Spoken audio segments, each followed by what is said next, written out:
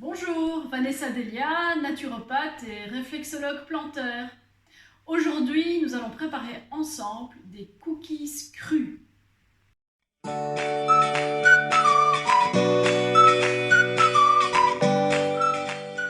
Il s'agit d'une recette qui, d'un point de vue nutritionnel, est très intéressante, puisque sans cuisson, nous allons conserver un maximum de vitamines et de minéraux des ingrédients que nous allons utiliser dans la recette. En parlant des ingrédients, eh bien, voici ce que nous allons utiliser. 4 dattes qui ont été dénoyautées et que j'ai coupées en deux. On va utiliser 4 cuillères à soupe d'huile de coco vierge première pression à froid et bio que je vais faire fondre dans un petit poêlon.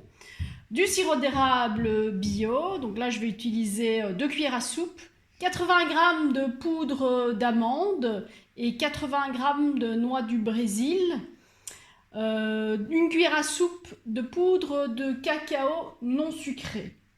Alors un petit truc pour la poudre d'amande, j'ai acheté les amandes entières que j'ai laissé tremper une nuit.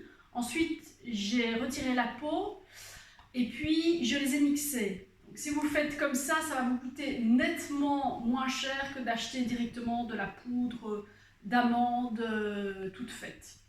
Donc voilà, maintenant on va commencer à préparer la recette. Vous allez voir, c'est très très simple.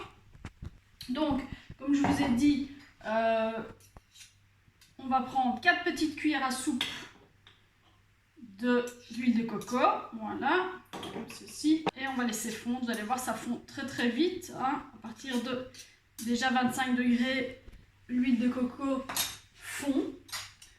Ensuite, donc, nous allons mixer tous les ingrédients.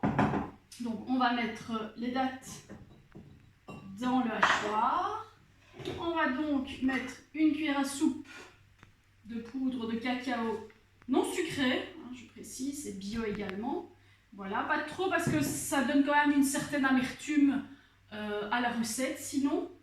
Ensuite, on va mettre 2 cuillères à soupe de sirop d'érable, pas de trop non plus parce que les dattes vont également apporter un côté sucré, en plus de toutes les bonnes choses qu'elles peuvent apporter. Et on va mettre la poudre d'amande, voilà. La poudre de noix du Brésil, voilà.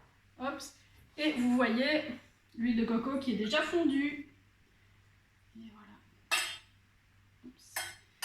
Et ensuite, nous allons mixer tout ça. J'ai donc terminé de mixer tous les ingrédients. Maintenant, c'est très facile. Donc, il suffit de faire des petites boulettes. Voilà, vous prenez un peu de la mixture, vous faites une boulette et puis vous aplatissez sur une assiette comme ceci. Donc, vous voyez que ça prend la forme de cookies et vous continuez jusqu'à ce que vous ayez tout réalisé. Et ensuite, vous allez les conserver au frigo pendant plus ou moins une petite semaine, enfin si ça tient jusque là, parce que vous allez voir, c'est une tuerie au niveau du goût. Et ben voilà, je vous souhaite un bon appétit et je vous dis à la prochaine vidéo.